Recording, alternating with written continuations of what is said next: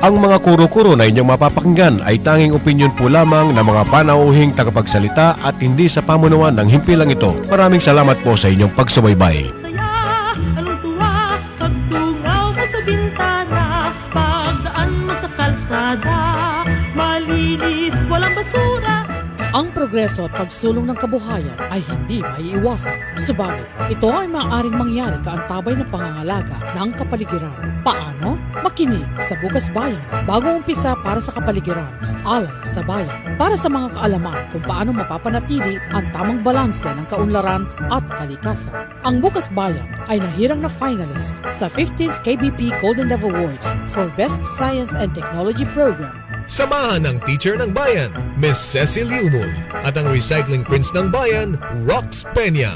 Good morning po sa inyong lahat, sa mga nakikinig. Ito po ang unang Sabado na ako po ay walang kapartner sapagkat ang aking partner na si Miss Cecil Umul ay nagbakasyon muna doon sa Jumerica at pinuntahan po ang kanyang asawa. At buong Pebrero po ay wala siya. Pero meron po akong guest ngayon at mamaya ipapakilala ko po siya sa inyo. So tayo po ay live sa RW 95.1 FM. Ngayon po ay January 25. Ang pang-apat at huling Sabado po ng January. Okay. Happy birthday muna kay Kapitan Jerry Bong Dionisio sa January 27. Ito po ang kapitan ng Barangay Lacandula dyan sa amin sa Mabalacat City. January 28 naman ay birthday ng aking cousin-in-law, si Nida Deirit. Ang aking teacher sa college, si Engineer Manny Castro, si Kagawad Ato Santos ng Barangay Bundagol. At ang aking kasama sa Life Giver Prayer Group, si Brother Chris Maniago. Happy birthday po sa inyo. Advance happy birthday. At para tayo makarami, heto na yung ating mga suki. E-News, usaping pangkalikasan, usaping di dapat ipagpaliban. E-News. Okay, may bagong presidente na po ang Amerika. Si Donald Trump, as expected, sa kanyang unang araw po sa White House. President Donald Trump announced na ang United States po, ito po yung medyo malungkot na balita sa atin lahat, ay magwi-withdraw na po, aatras na po sa Paris Climate Change Agreement. Ito po ang kanyang ginawa nung siya unang na-elect po. Okay? Kung maalala po ninyo, nung siya unang ma-elect, ay nag-withdraw na rin siya sa Paris Agreement, pero ayon po sa batas, sa rules ng Paris Agreement, it will take 3 years. So on the third year pa lang siya nakapag-withdraw, kaya lang election season na po noon at pag take over ni President Joe Biden, ni-reverse niya yon. Ngayon na siya ay bumalik muli, ang unang kanyang ginawa is to reverse yung ginawa ni Joe Biden at umatras po siyang muli sa Paris Agreement. At hindi lang po yun ang kanyang ginawa. President Donald Trump declared a national energy emergency. Kaya po ang kanyang move is to give go signal to the oil industry to dig. At alam naman po natin na ang langis, ang paggamit ng langis ang siyang pangunahin kung bakit po nagkakaroon tayo ng global warming ngayon. So ito po yung malungkot na balita. Hindi lang po yun. He said he would scrap vehicle emission standards. Naku, pollution po ito. At mukhang aalisan niya ng mga incentives yung mga electric vehicle at pipigilan niya yung mga offshore wind farm. So lahat po ng move na ito, step backwards po ito pagdating sa ating paglaban sa global warming. Malungkot na balita, okay? Tayong, especially po sa Pilipinas, na tayo ang pinakamatinding tinatamaan po sa epekto ng climate change. Kaya magdasal na lang po tayo na sana itong ginawa ng US na ito ay minimal effect lang sa ating kampanya laban sa global warming. So bago po tayo mag-break, good morning sa ating mga suki. Kay June TJ Agulto, si June TJ Agulto, ang aking Commander-in-Chief, yung aking Mrs. Remedios Peña ay naka-tune in, si Alvin Mariano, aking pinsan dyan sa may Kapas Tarlac, Elena Baez Panlilo, si G Castillo, ay G, dito ang presidente natin, si Benji Dongka Cunanan, good morning sa inyo, Ronald Cunanan, Joel Gilas classmate, Cecil Lino, Pai, Roel Lucian Canlas, Lito Mercado, at sino pa? Lourdes Ramos Aguilar. Oy, hahabol kayo, Madam Lourdes ng director sa mesa. At si Kagawad JD De Jesus Lyson sapagkat siya isang SK President. Good morning po sa inyo lahat. We'll have a break at mamaya pagbalik natin, ipapakilala ko na po yung ating guest.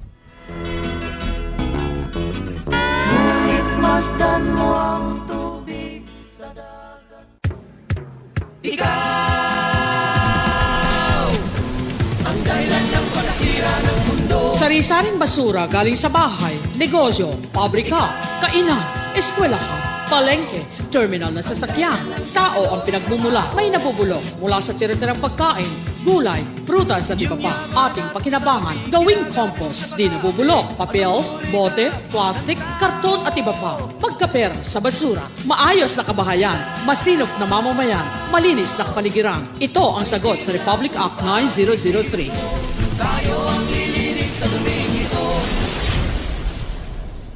Anong saya, anong tuwa, pagtungaw mo sa bintana, pagdaan mo sa kalsada, malinis, walang basura, ang zero waste ating pag-asa. Good morning, batchmate Romy Caban, Cecil De Guzman Perez, mga EPA naka-tune in. Renato Campo, good morning sa inyo lahat. Blessed morning po sa lahat, sabi ni Cecil. Okay, ang ating pong panauhin ngayon ng ating guest, isang napakagandang dilag. Siya pong ang kasalukuyang presidente namin ngayon sa Environmental Practitioners Association or EPA. Siya po ay connected sa Clark Development Corporation bilang Assistant Manager ng Environment and Permitting Division, si Miss Mayflower Candelaria. May, good morning. Yes. Ilapit mo yung mic mo, hindi nangangagat yan. Yeah, good morning, Rox. It's very nice to be here. Dahil wala kang partner, baka gusto mo akong kuning partner. Gusto mo volunteer? Yeah. Buong February, wala akong partner. Oo. Happiness ko ang nasa air at dumaldal. Okay. So kaya po nandito ngayon si Miss May sapagkat kami po sa EPA may isang napakalaking proyekto na kapartner namin po ngayon ng DENR, ang Department of Environment and Natural Resources. Sa mga hindi pamilyar kung anong EPA, yung Environmental Practitioners Association, Miss May, pakibigyan mo ng konting background kung anong EPA. Yeah. EPA is a non-stock, non-profit. Actually, I would like Ilapit to mo yung call- mic mo. Ilapit mo yung mic. Non-profit professional organization made up of managers, executives, and pollution control officers. Yun po yung pagkakaiba namin sa ibang mga organisasyon na ang amin pong misyon sa buhay, sabi nga namin, is to forward environmental stewardship and environmental protection and conservation through workplace what's this? Yung pong workplace natin dapat environmentally Na hindi na tayo kailangan compliant. hindi na tayo kailangan ipulis pa Oo. ng EMB. Self-regulation regulation. po ang hanap namin. At ito mga member po namin, mga executives, these are those involved in environmental management, of course. Oo. Okay.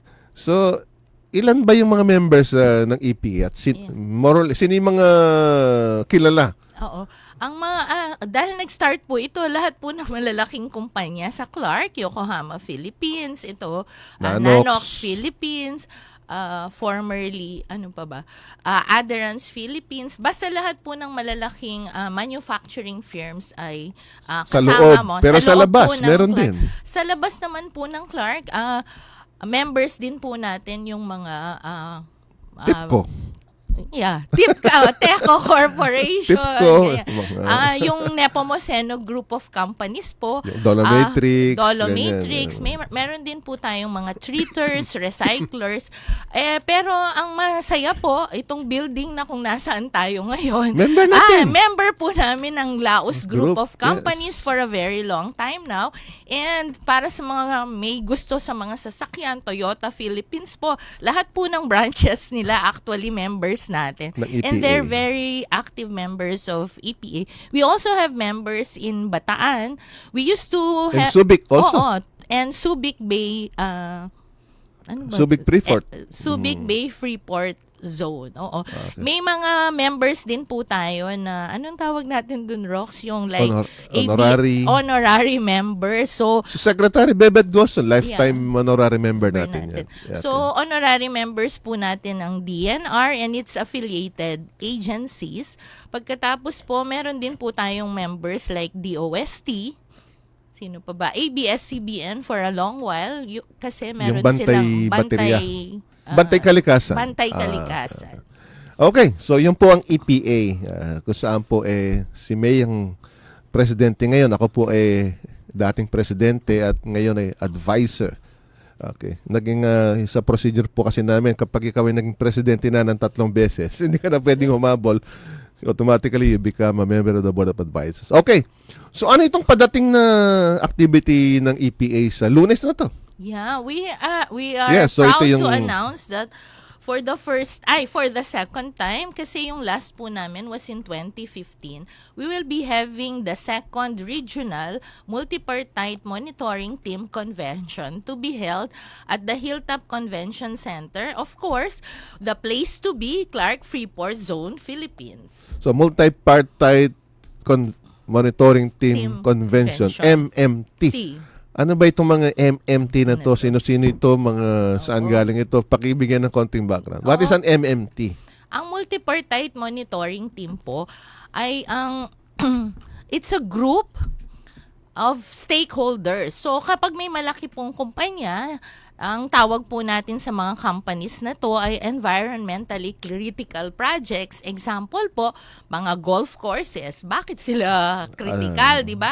Kasi marami po silang ginagamit na tubig. Pandilig. So, pandilig po dun sa greens natin. Tapos, mga minahan po. Power plants. Power Power and plants. energy po. Kasi ito po yung malalaki ang adverse impacts nila sa environment kapag hindi po nagkaroon ng mga engineering measures o measures para pangalagaan or protektahan po natin ang environment. So itong mga industry na to, they are required sa kanilang ECC, Environmental Compliance Certificate, to form an MMT. So, pagkapirma po nung ECC nila, isa po sa major na general condition is the formation of a multi-partite monitoring team. Dati-rate, lahat ng kumpanya halos meron dito, no? Pero nung umupo si Secretary Gina Lopez, binago niya yung batas at ginawa niya na yung mga environmentally critical projects na lang ang mayroong MMT. Tama ba yun? Yes, sir. Okay. So, noong 2017, lumabas yung bagong batas ng DNR. Ito yung DAO 2017-15. Tapos, hinarmonize or ni-streamline po yung public participation sa ating mga MMTs. So, ECPs na lang, environmentally critical projects, na lang. or those in environmentally critical areas. Yes, opo. Ang mayroong MMT ngayon. Normally, sino ba yung member ng isang MMT? Ngayon po, ang members ng MMT, of course, yung DNR, Penro, sila yung major members. Penro natin sa Pampanga. Oo, Wala Penro. tayong Senro, pero sa Pampanga may Penro. Tapos, lahat po ng, kaya stakeholders, lahat ng nakapaligid na LGUs doon sa project. So, sa malalaking areas po, marami silang Like LGU for example of na Clark. concerned. Sa Clark, nakaupo ang Angeles LGU ng po Mabalacat. at saka Mabalacat, depende po dun sa area na tinamaan. Pero sa Clark po, which has 90% under the Mabalacat political boundary, halos lahat po ng MMT namin doon ay ang Mabalacat, Ang nakaupo. Senro po ang nakaupo na miyembro para So, protektahan ang interes LGU, ng Mabalacat. LGU, tapos sino pa? DNR, LGU? DNR, yung mga LGUs, dahil may health concerns po ito or impact, usually nakaupo din po yung health and sanitation officer. So, para DOH o yung City Health Office ng Officer. LGU. Yeah. Yes, okay. Oo. Like in the case of some MMTs, merong ganon. merong diba? ganon. Oo. Tapos NGO. Yung NGO po dapat accredited siya talaga nung LGU. So, pero ang dapat na hindi naman po lahat ng NGO pwede, 'di ba? Dapat Yung po mga environmental lang. yung ang concern po ng NGO na 'yon dapat environment protection din and management, training. So, yun po yung mga NGOs na applicable. Sino pa ba yung Tapos, member? kung ano yung concern ng company, like kung power plant yan, Siya, dapat DOE. member ng DOE. Tapos, kung marami naman pong water extraction, katulad sa golf course, kailangan po major member ang NWRB. Okay. So, pwede rin ng principal ng eskwelahan, Oo. ganyan, ano. So, I think sa DAO, ang nakasaad doon is not more than 10. Not more than 10 po for areas na isa lang po yung coverage na municipality. Pero sa power sector po, familiar Malaki yan. kayo. Pag dumadaan po yung linya, for instance, ng geothermal pipeline, kailangan po lahat ng dadaanan po nun kasama po dun Ganun sa ba yun? MMT. Eh, di ang laki ng MMT Opo, nila. malalaki po yung mga MMT. Pero dito lang sa concern na to. Plus, if Kung you're mining. familiar with natural gas, alam mo yung dun sa Batangas, Malampaya, lahat po ng dadaanan ng linya na yon Member from ng MMT. offshore po, papunta po doon sa planta ni Malampaya kung saan yung natural gas ay magiging kuryente, miyembro po sila ng MMT. Ang laki-laki ng I think MMT they nila. have around 200 plus members.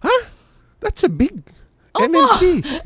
Kaya nga sabi ko, bakit yung sa, ano ba yun, yung linya ng petroleum dati, di ba? Dapat kung sumunod yun sa batas, miyembro si Makati Ganon, dun 200. Imagine that. Oo. Oh, wow. Wow. Eh, kung sa mining, kung yan ay ang kanyang concession is nasa mga 3 probinsya, 3 munisipyo, di lahat yun member ng MMT. And di ba sa ROX, kapag gumagawa tayo ng kalsada, kasi na-involve dito kami sa ECTEX, di ba? Lahat ng dadaanan ng kalsada Member na yun, ng MMT. member ng MMT. Ay, so, sino naman ang chairman? Ang chairman usually, by default sana si DNR Penro, di ba? Kasi before, ang chairman ng ating MMT ay si EMB EMB. Regional But now, they are no Director. longer a member of the Yeah, MMT. resource person na lang po sila at yung expertise nilang kinukuha natin. So ngayon po, yung mga miyembro among themselves, they vote for their chairman, 'di ba? So, itong mga member na ito, sa health, sa NGO, sila yung a-attend ng training natin sa MMT Yes. sa Lunes at saka Martes. Yes. Okay. So, may bayad ba to? May meron.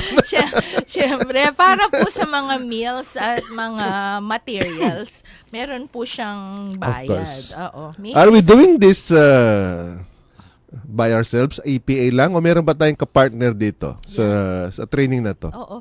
So, para magawa po yung training na ito, we are in partnership actually with DNR Region 3, Wow. headed by Engineer Ralph C. Pablo. At ang kanya pong mga allied agencies like the Mines and Geosciences. The bureaus under DNR. Mines and Geosciences Bureau Region 3, MGB. headed by Noel Lacadin. And then, ang EMB Region 3 din po with its current RD, The newly Jerry, installed. newly installed, Jerry Geronimo R. Sanyes po. Okay. Mayroon bang legal basis para makreate ang MMT? Yes. Actually, dalawa yung legal basis nito. Ang MMT po, nakapaloob po siya sa DAO 2003-30, which is actually our revised procedural manual or ang IRR po ng Philippine Environmental Impact PD 1586 po. Pagkatapos, meron po siyang DAO 2017-15 din po na ni-rationalize yung sinasabi ko nga po kanina, yung streamlining po ng MMT under kay Ma'am Gina. So, binago Gina niya Lopez. po lahat ito. Plus, lahat po ng merong mga ECCs, tignan nyo po yung inyong ECC kasi kapag condition po siya doon, syempre, kailangan yung pong sumunod sa batas. Kung nandun siya sa ECC ninyo that you are required to put form. up, to form, an MMT, you have to do that. Otherwise, Naku, non-compliance kayo. non-compliant na po kayo. Okay. So ano ba yung mga topics na i-discuss sa MMT convention? Yeah. Kasi wala pong ganitong training locally, 'di ba, na ino-offer. So, i-discuss po natin yung mga prevailing laws that govern our MMTs. So, yun po Especially yung Dow 27, oo. DAS So, 15. doon po sa batas na yon ang magdi-discuss. Syempre po, yung mga promotor ng batas, si DNR EMB po at saka si DNR MGB Region 3 po. So, experts po sila sa batas. Sa hapon naman po, syempre dahil tayo po, yung mga kumpanya ang tumutupad sa batas at proud na proud po ako that the EPA is a practitioner on the law, ang mga lecturers naman po natin ay ang sumunod sa batas. So, para ma-discuss po fully kung paano ba gumawa ng MOA, paano mag-form ng MMT. So, ito po mga experience na po na katotohanan. Paano po gumawa ng compliance, monitoring, and validation report. Ito po yung report ng MMT. Different po ito sa self-monitoring report Na ginagawa ng mga PCOs. ng mga kumpanya. So, ito po yung product ng lahat ng mga meetings ng MMT. And then, syempre meron po tayong eksperto sa pagsasampling, etc. So, in-invite din po natin ng isang expert on sampling protocols para alam po Sampling natin ng air, water, Opo, land, lahat na. Lahat Okay. na nai-involve kapag gumagawa po tayo ng sectoral monitoring.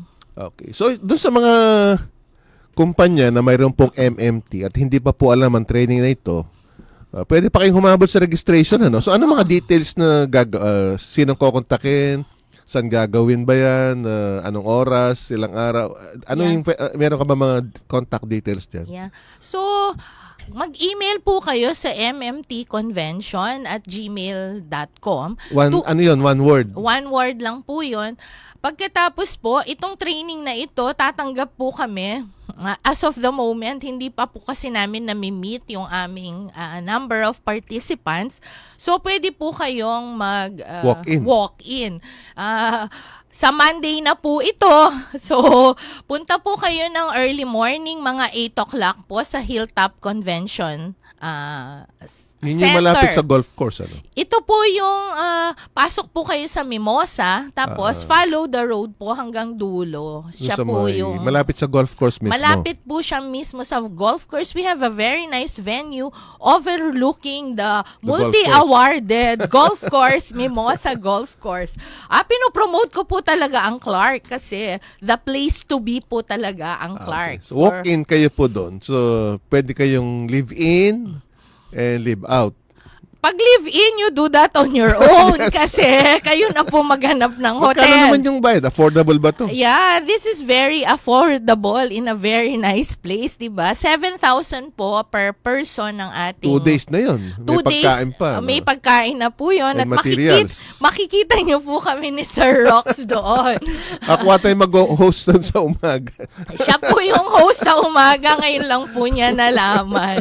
And pakiusap lang po, we should be in business attire kasi ano po ito, convention po siya. Okay, so marami po kayong malalaman dito at marami chance nyo na magtanong. Andyan po ang mga regulators natin. Andyan ang EMB, andyan kung kayo nasa mining industry, nandyan ang MGB, nandyan ang DNR. Okay. And then magkakaroon tayo ng best practices sharing dito, di ba? Yes. Okay. So mga selected MMTs, pumili tayo. So, ano ba yung mga programa na ginagawa ng mga ibang MMT? So, there will be a sharing of best practices. So, malalaman nyo, baka magkaroon kayo ng idea at ma-pick up ninyo itong mga ginagawa ng mga MMTs na ito. Okay. Yung mga MMTs, balik tayo sa mga MMT. Gano'n sila kadalas mag-meeting? Actually, quarterly yung meetings ng MMT. Nandun ba sa batas yun o nasa kanila kung gusto nila monthly o quarterly? Actually, nasa batas talaga siya. Quarterly talaga yung minimum, di ba? Pero wala namang pumipigil sa'yo kung mas gusto mong maging diligent. Madalas. Mas madalas. Kasi may mga locators kami sa Clark na mas madalas silang magpa-sampling, etc. Okay. Kapag, for instance, may mga reklamo, complaints, kailangan pong aksyonan nyo ng MMT, kaya pwede rin po silang so, mag-meet ng isa rin yun sa mga early. importanteng trabaho ng MMT, no? MMT. Kapag may reklamo sa community, dumadaan yun sa MMT. Opo. Ay, siyo. So, yun po. Okay? Paano yung pondo nito? Sino nagpo-pondo? Oo, Sa mga yun- MMT? Yun ang masaya sa ROX kasi ang pondo nito ay nanggagaling mismo sa kumpanya. So they're required to fund it. Yeah. Nasa ECC nila yun. By law, meron po talaga itong required funding na tinatawag nating Environmental Guarantee Fund. At saka Environmental Na- Monitoring Fund. Okay. So, explain ko lang po yung Environmental Guarantee Fund. Bakit merong ganitong klase ng pondo?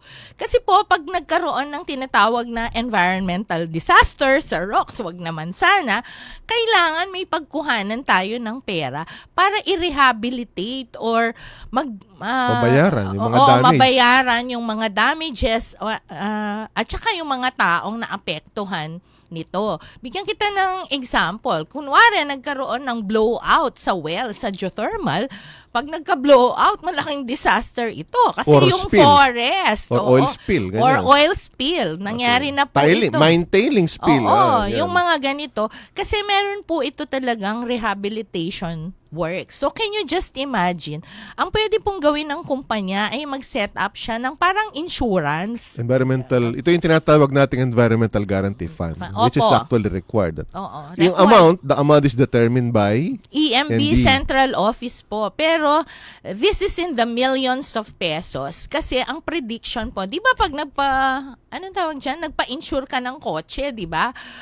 Ang insurance mo, kasing laki siya ng cost ng iyong Kotse. car, di ba? Okay. So, ganun din po yan tinitignan. Para kapag may nangyari pong problema, meron ka talagang pondo para palitan or ayusin ang environmental problem. At ang Environmental Monitoring Fund naman, EMF, yun ang ginagamit sa Pag mo monitor po operations, opo. pag-sampling, etc. Okay, so yun po.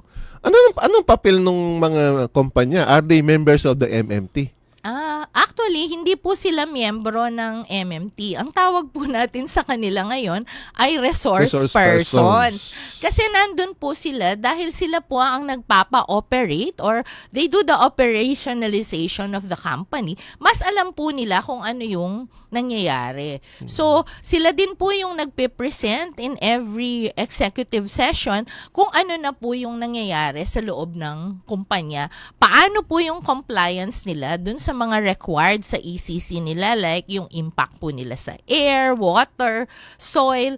So, at sila po yung taga-pondo, sabi ko nga po, ng activities ng MMT. Sila po yung nagpopondo ng EGF o yung insurance at saka nung mga environmental monitoring fund, pampasweldo po dun sa mga nagsasampling, etc. Okay. So sa mga kumpanya po na ngayon ay nakikinig, ganito lang po yun.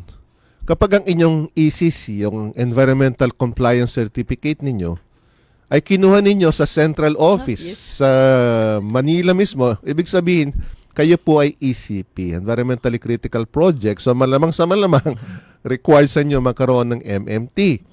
Kapag ang inyong ECC ay inisyu lamang po nitong regional office, malamang hindi kayo Required. ECP at hindi kayo required magkaroon ng MMT. Dati-rati po kasi lahat required. Oo. Ngayon, sinimplify na lang. Oo. Kasi actually malaking trabaho din po kasi siya, 'di ba? Yes. Yung pag Monitor, especially ng ang wala nang ginawa ang EMB no kung hindi mag-attend ng MMT. Oo. Okay, so yun na po ang project natin sa activity natin sa Lunes hanggang sa Martes. As mentioned by Miss May, pwede pa kayong humabol, pwede pa kayong mag-walk-in. Pwede pang mag-walk-in. Yeah, hanggat meron pa pong slot. Slots. So, Okay, especially mga bagong form pa lang na mga MMTs. Okay, naku. Naubusan tayo ng oras. Okay, sige. Manawagan ka na lang. bilang iyong panghuling salita. Mag-greet ka kung sino man gusto mong i-greet. Yes. I'd like to greet the EPA officers who are currently online. Thank you for the support for this MMT convention. And sana po yung hindi pa nakapag-register, mag-register na po kayo online so that madali po yung proseso on Monday. We'll be accepting walk-in on a first-come, first-serve basis po. Hanggat may upuan. Hanggang may upuan pa po. So, give us a happy problem. Sabi ko nga, di ba? We're a very happy company. Organization.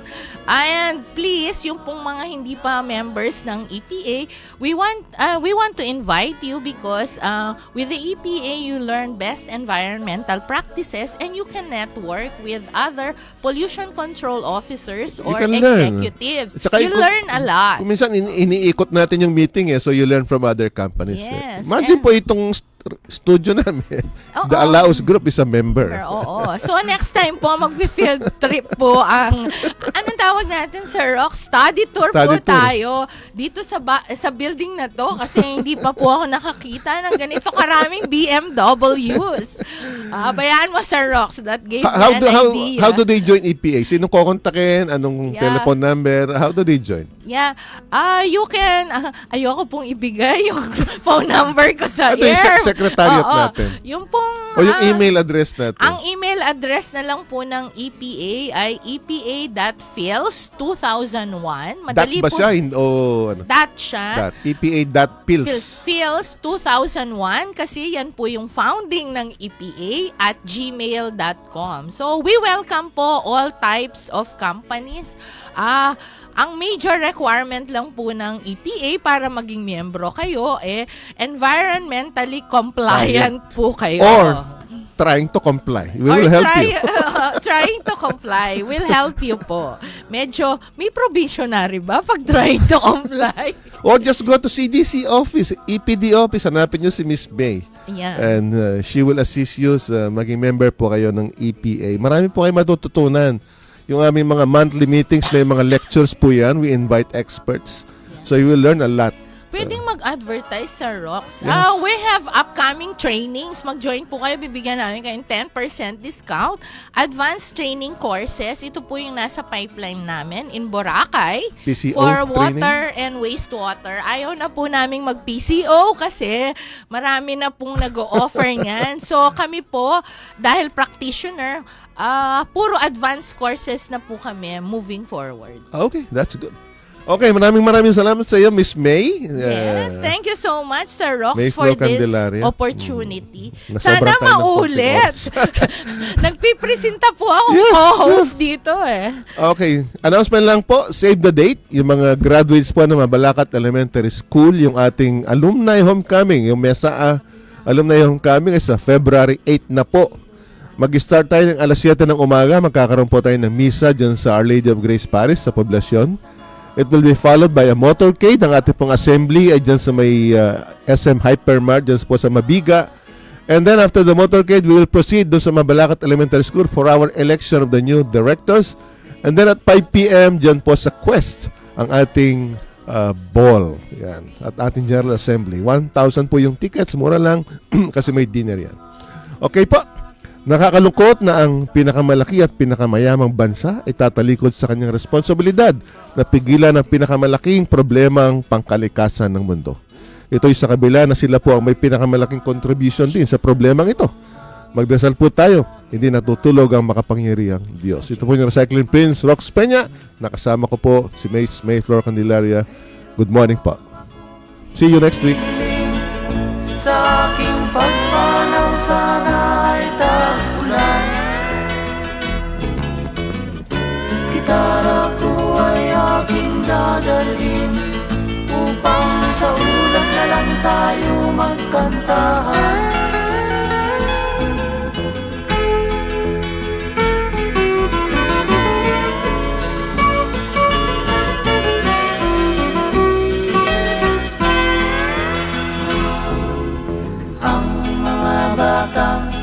Ngayon lang isinilang, may hangin pa kayang matitikman. May mga puno pa kaya silang aakyatin? May mga ilog pa kayang lalamuyan?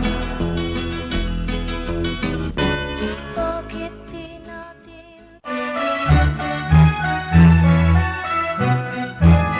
Inyong napakinggan ang Bukas Bayan sa pakikipagtulungan ng mga tao at organisasyong may malasakit sa kalikasan. Ang Bukas Bayan ay mapapakinggan dito lamang sa 95.1 RW, alas 8:30 hanggang alas 9 ng umaga.